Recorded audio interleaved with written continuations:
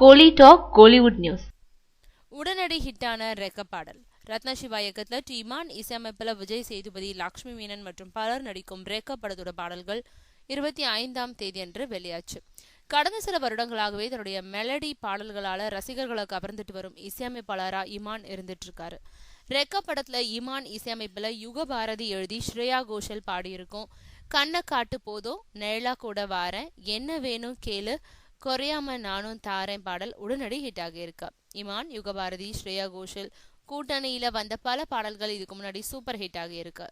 அந்த வரிசையில இப்போ இந்த ரெக்க பாடலும் இடம் பிடிச்சிருக்கு. இந்த பாடலை யூடியூப்ல 2 நாட்களுக்குள்ளாகவே 1,00,000க்கும் மேற்பட்டவர்கள் ரசிச்சிருக்காங்க.